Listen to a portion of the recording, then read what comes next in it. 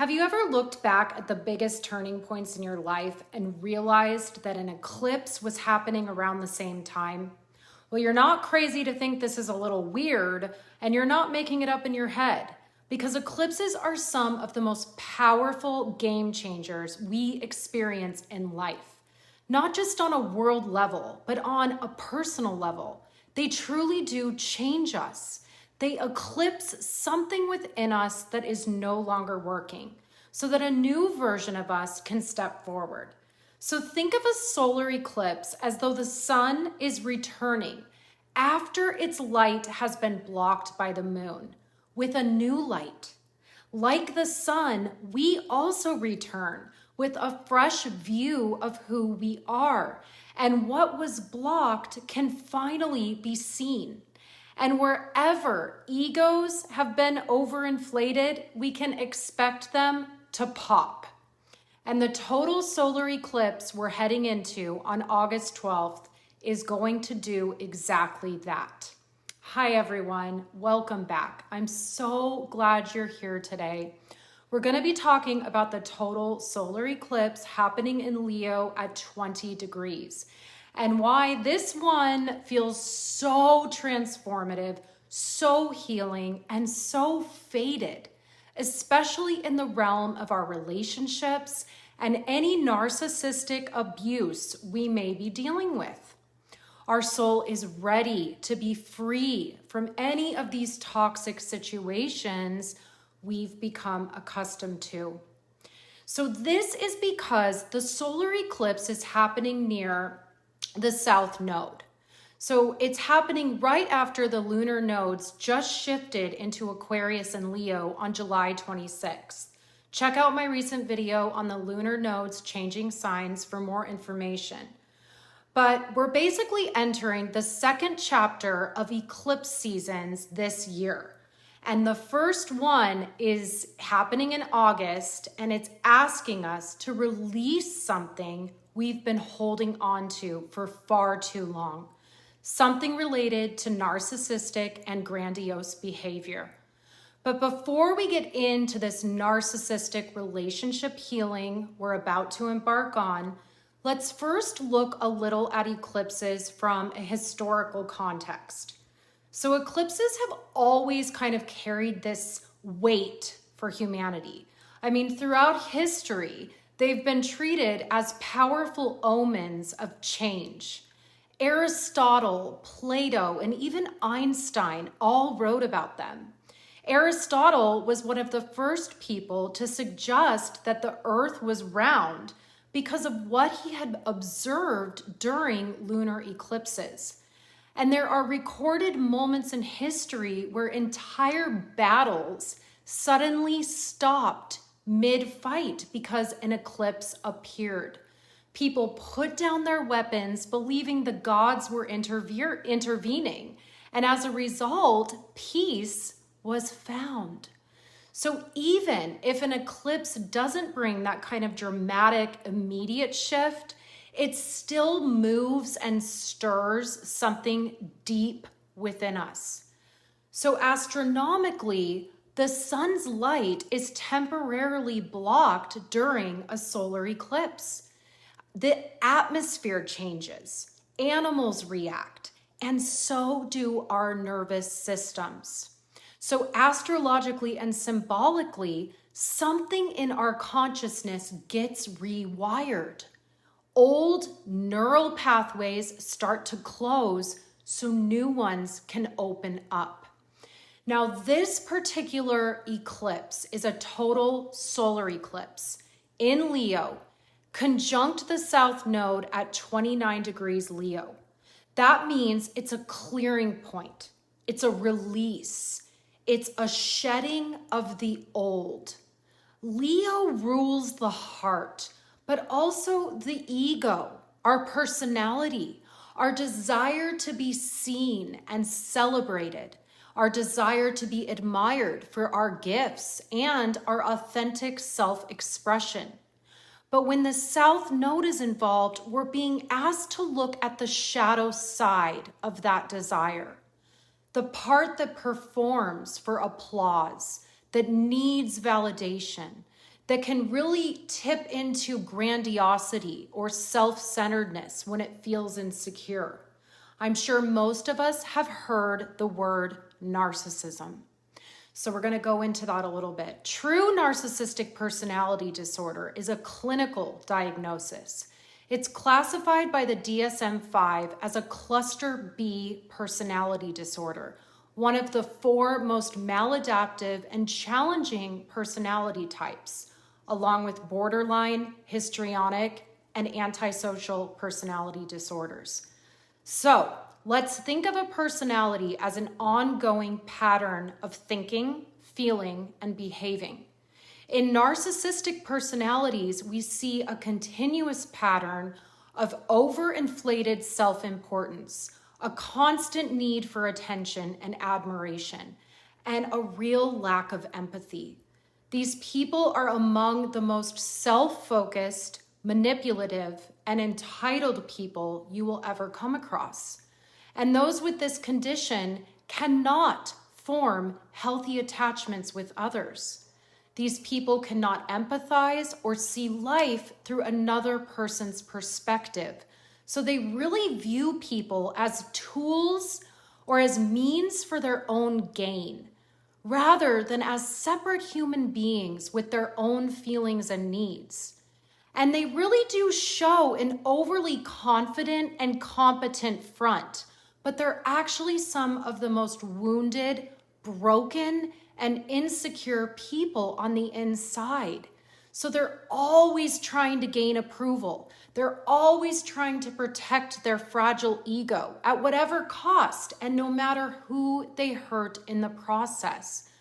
For whatever reason, and many people do speculate why this is. It could be childhood trauma, genetics, or even spiritual causes. But these people seem to have disconnected themselves, or literally like cut off access to their true self, to their soul, to their heart and higher mind. So they're perpetually stuck in ego. They are living as a false self. And it's this false self we come to know. Sometimes we even fall in love with it. And more often than not, we get hurt by it. So when it comes to the narcissist, we are never interacting with an honest, authentic, self-aware person, no matter how much they try to fool us into thinking we are. But narcissism also exists on a spectrum.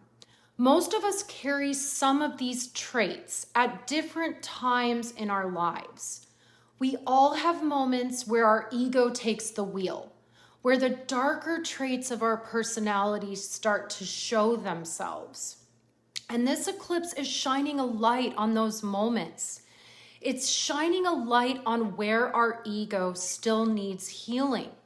It's illuminating the shadowy parts we carry within our self-image, our emotional security, and how we show up and present ourselves to others.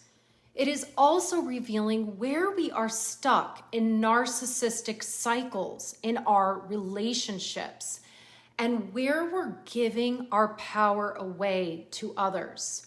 So you might already be feeling this very strongly in your relationships.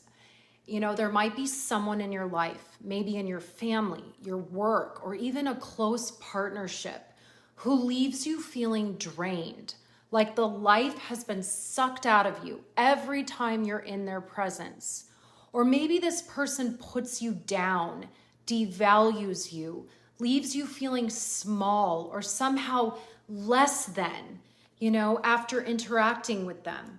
Someone who dominates the conversation, interrupts, doesn't listen, is defensive if you call them out, and needs to always be the center of everything. You may already be thinking of a specific person by now. And because, I really think we all have someone in our life who somehow fits this mold and always makes us question our own worth. This doesn't mean this person fits the clinical criteria for an NPD diagnosis, but it does mean they may, be high on the narcissistic spectrum. So no matter what, they are acting as your mirror for you to see what is still unhealed inside of you. Oftentimes, the narcissist is our greatest teacher and sometimes even a catalyst for spiritual awakening. So that feeling you're having when you're thinking about this person or people is really important information. It's both a red flag and also an invitation to ask yourself what still needs your attention and healing. Ask yourself, why do I keep leaving these interactions with this person feeling so depleted?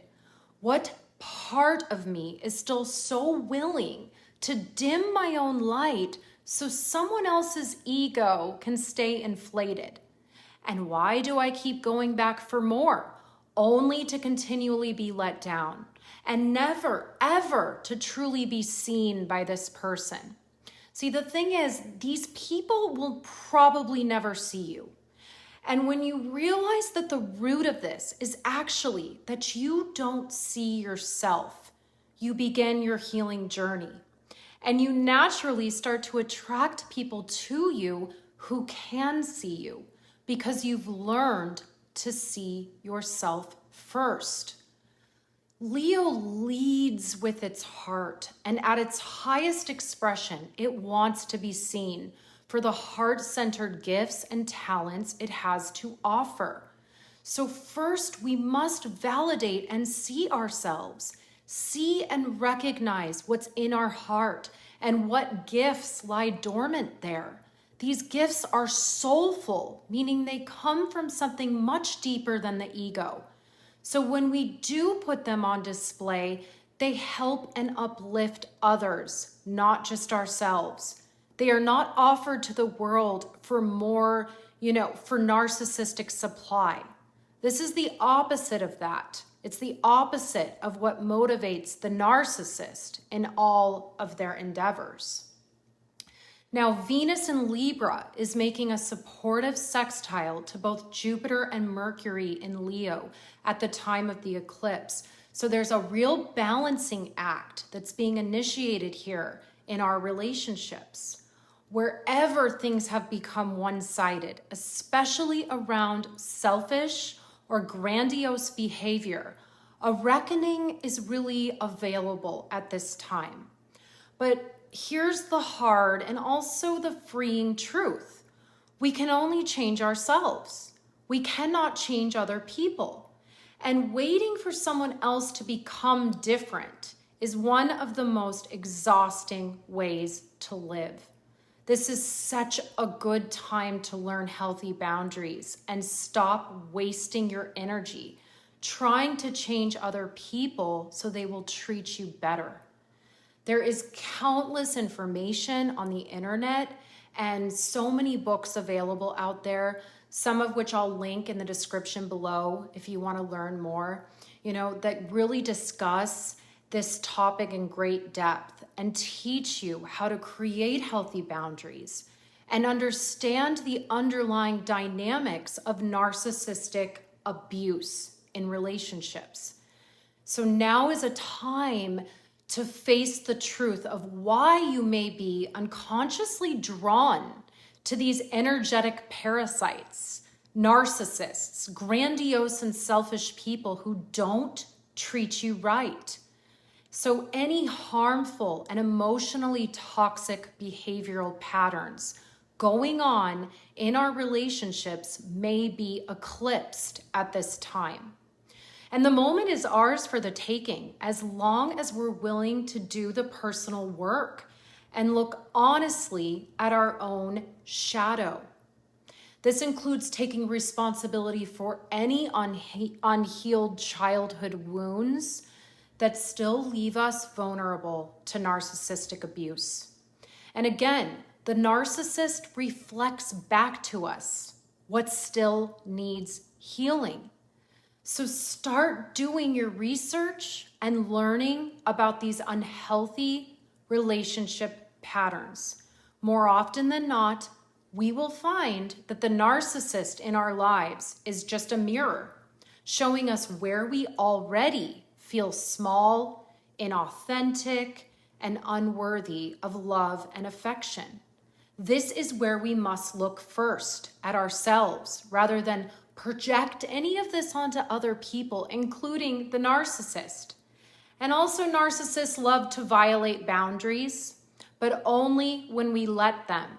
We don't have to allow this anymore, even though we may notice this happening more than ever around the time of the eclipse. The eclipse is showing us the way out. It's showing us how to free ourselves from these harmful relationship patterns, as long as we're willing to put in the self-work, which isn't always easy. Now, because this eclipse is in Leo, it truly is like a total eclipse of the heart, because it's also touching the physical heart. This includes our circulatory system, blood flow, the aorta, and the connection between heart and mind. So this is a powerful time to support not only your emotional needs, but also your body. So gentle movement that gets the blood flowing, eating heart-friendly foods, checking in on your blood pressure and stress level, and doing anything that calms your nervous system, that gets you out of that fight or flight state and enables you to create more coherence between your heart and your brain. That's important right now. And sometimes that does include taking a break from toxic people. So, there is a real possibility of a heart activation here, a moment where the mind and the heart start working together more honestly than they ever have. So as we move toward August 12th, I really invite you to get honest with yourself, to ask yourself, where have you been giving your energy away to people or situations? Where have you been feeling completely drained and terrible about yourself after being in encounters with others? And where is life asking you to humble the part of that Leo lion that still needs applause so that a more authentic, heart-led version of you can rise? Eclipses don't just change the world, they change us. So I'd love to know in the comments, are you already feeling this eclipse energy? Maybe in your relationships? What feels ready to be released? And if this video resonated with you, please like, subscribe, and share it with anyone who might need the reminder that it's safe to let the old version of themselves be eclipsed. Thank you so much for being here. I'll see you next time. Take care.